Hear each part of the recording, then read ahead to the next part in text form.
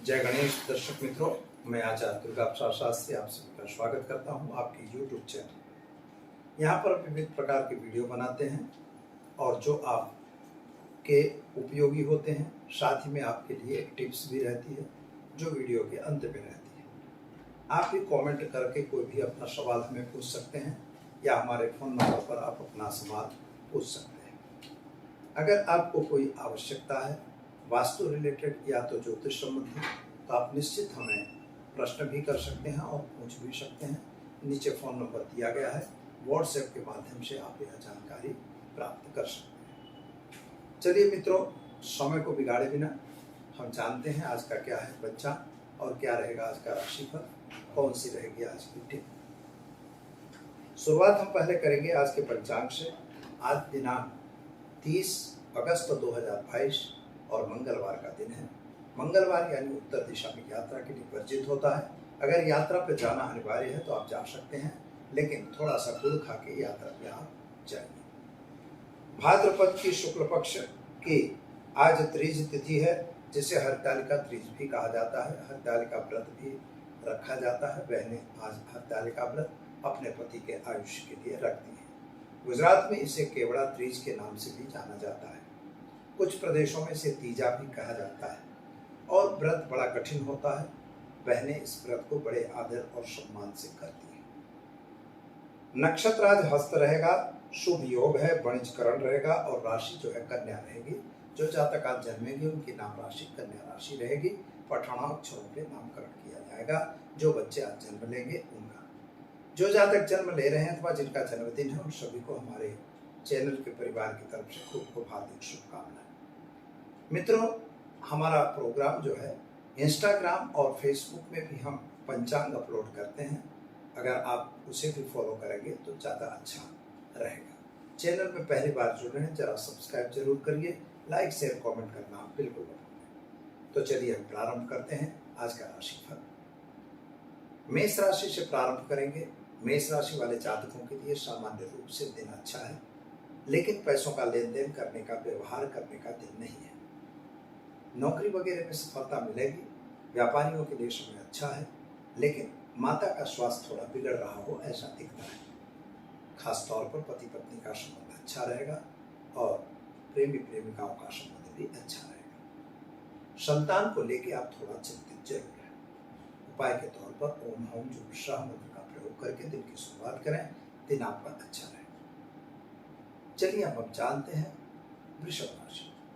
वृषभ राशि वाले जातकों के लिए खर्च का प्रमाण तो बढ़ रहा है और खर्च में थोड़ा सा वृद्धि हो रही है।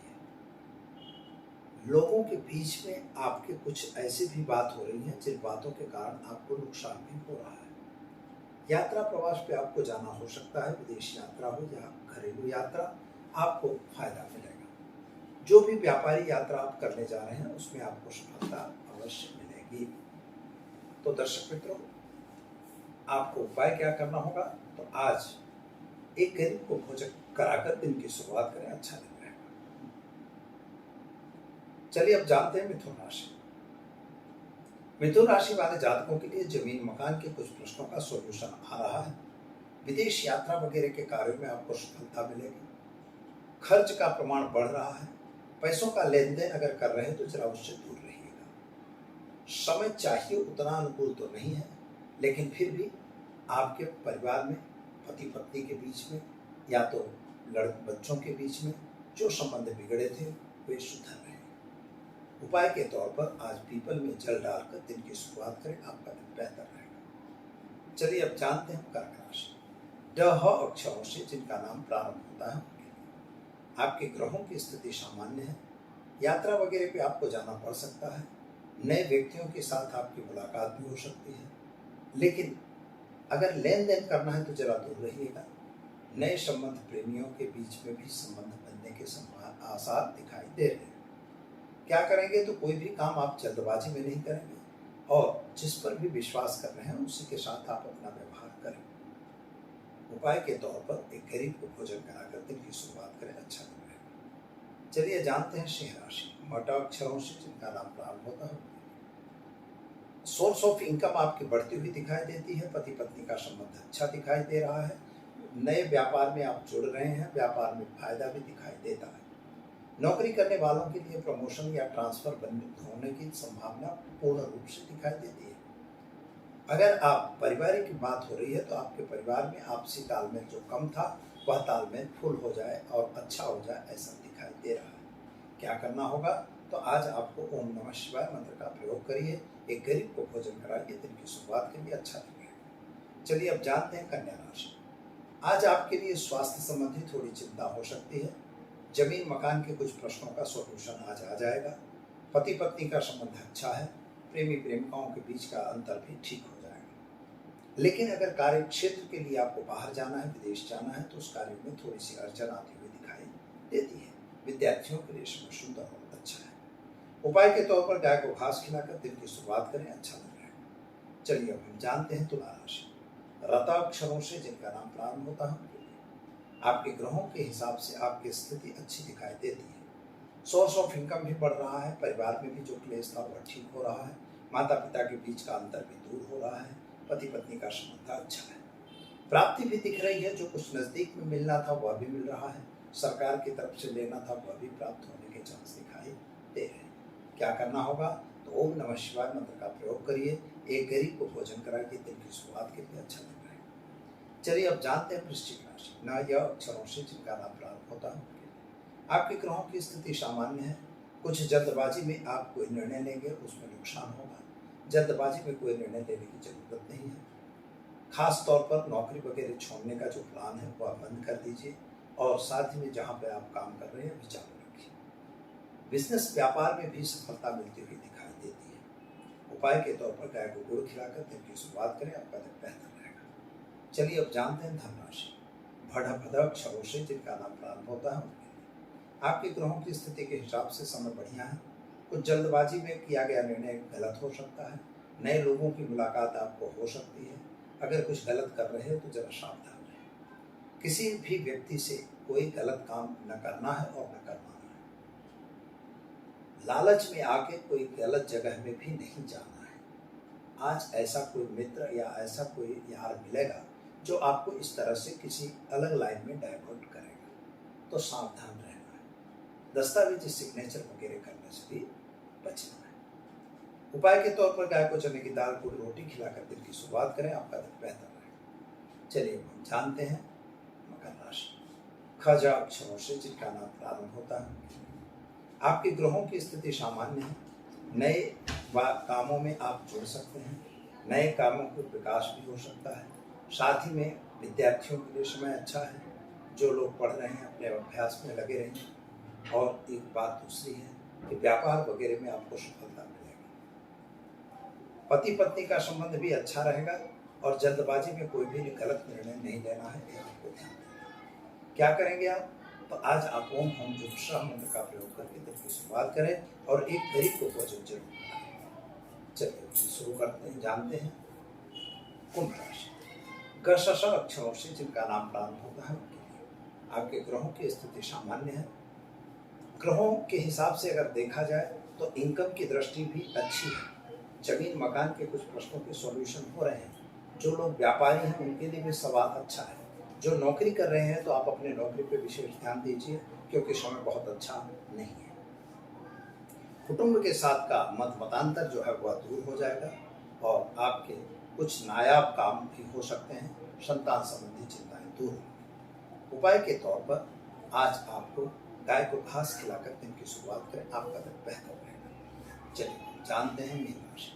दशरथ अक्षरों से जिनका नाम प्रारंभ होता है स्वास्थ्य के रूप से देखा जाए तो स्वास्थ्य आपका बहुत अच्छा नहीं दिखाई देता। जल्दबाजी आपके लिए नुकसानदेह हो सकती है। छोटी बड़ी यात्रा पे आपका जाना हो सकता है। खास तौर पर सोर्स ऑफ इनकम घटती हुई दिखाई देती है। न तो इनकम है और नहीं कोई आन जान का आवक है। इनकम का साधन भी बिगड़ता हुआ नजर आ रहा है।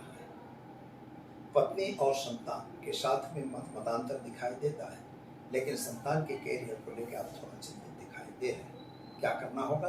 तो आज आप घर में घी का दीपक जलाइए, साथ ही में गाय को चने की दाल को रोटी खिलाकर दिन की शुरुआत करिए, आपका बेहतर और सुंदर रहेगा। तो चलिए दर्शक मित्रों, अब जान लेते हैं आज हरतालिका तीज।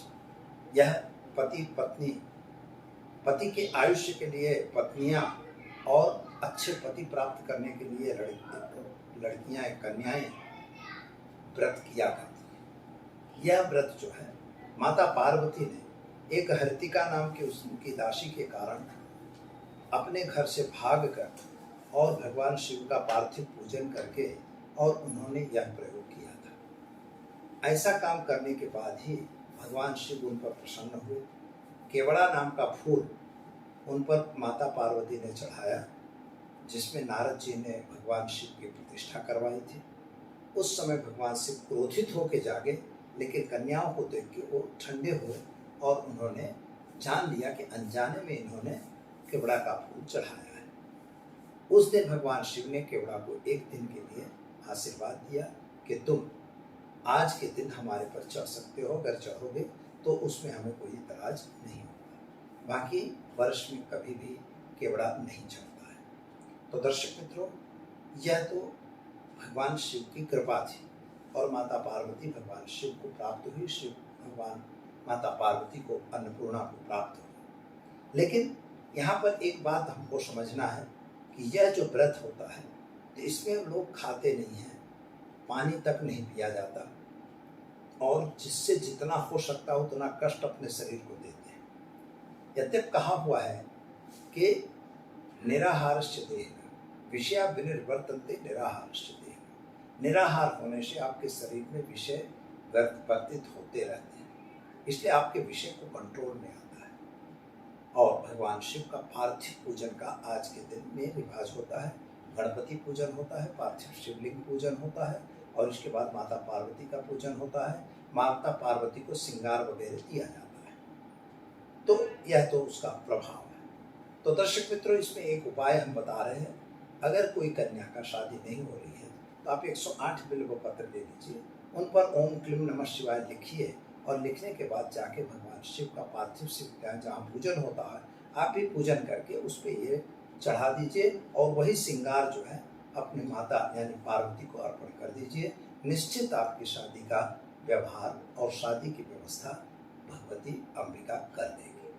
तो दर्शक मित्रों, दीजिए आचार्य दुर्गा प्रसाद शास्त्री को इजाज़त।